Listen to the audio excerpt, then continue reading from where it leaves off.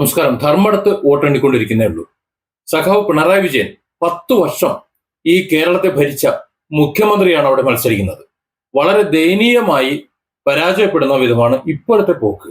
അതായത് ഇത്രയും റൗണ്ട് വോട്ടെണ്ണി കഴിഞ്ഞപ്പോഴും സഖാവ് പിണറായി വിജയൻ ഇനി ഒരു പക്ഷേ അടുത്ത റൗണ്ടുകളിൽ വോട്ട് നേടി വിജയിച്ചു എന്ന് തന്നെ കരുതുക. പക്ഷെ മുഖ്യമന്ത്രിയായിരുന്ന 10 വർഷം മുഖ്യമന്ത്രിയായിരുന്ന ആ ഒരാൾ ഇവിടെ ധർമ്മടത്ത് ഇത്രയധികം ദയനീയമായിട്ടുള്ള ഒരു പ്രകടനം കാഴ്ചവെക്കുക എന്ന് പറഞ്ഞാൽ അദ്ദേഹം ഇനി കേരള രാഷ്ട്രീയത്തിൽ നിലനിൽക്കുന്നത് ശരിയല്ല. രാജിവെച്ച് വീട്ടിൽ കൊച്ചുമക്കളെ കളിപ്പിച്ചുകൊണ്ടിരിക്കുന്നതായിരിക്കും നല്ലത് എന്നുള്ളതാണ് എന്റെ വ്യക്തിപരമായ അഭിപ്രായം.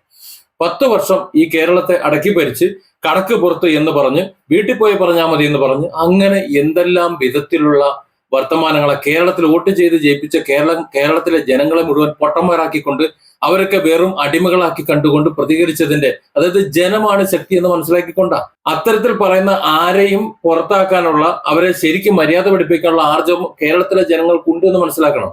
ഇത് UDF ഒരു വിജയമായിട്ട് ധർമ്മടത്ത് ഞാൻ കാണുന്നില്ല. ധർമ്മടത്തെ സഖാക്കൾ അവരും പ്രതികരണ ശേഷിയുള്ളവരാ, അവരും അഭിമാനമുള്ളവരാ. അവരുടെ അഭിമാനത്തിന്റെ മേലെ കൂടിയാണ് ഈ പിണറായി വിജയൻ കോലിട്ട് ഒരു കുത്തുകുത്തിയത്. അതിനൊരു തിരിച്ചടി കിട്ടിയില്ല എന്നുണ്ടെങ്കിൽ വളരെ മോശമല്ലേ. ഇത്തരത്തിലുള്ള ഒരു അവസ്ഥയിലേക്ക് എത്തിച്ചേരുക എന്ന് പറഞ്ഞാൽ നാണക്കേടാണ്. തലയിൽ മുണ്ടിട്ട് പുറത്തിറങ്ങേണ്ടി വരും ഇനി. കാരണം ഇത്രയും റൗണ്ട് കഴിയുമ്പോഴേക്ക് 10 വർഷം കേരളം ഭരിച്ച ഒരു മുഖ്യമന്ത്രി ആയിരുന്ന ഒരാള് പിന്നോട്ട് നിൽക്കുക എന്ന് പറഞ്ഞാൽ എന്തൊരു കഷ്ടമാണ്. അതും തന്റെ സ്വന്തം പാർട്ടി കോട്ടയില്, തന്റെ അണികളുടെ കോട്ടയിൽ ഏറ്റവും സുരക്ഷിതമായ മണ്ഡലത്തിലാണല്ലോ പോയി നിൽക്കുക.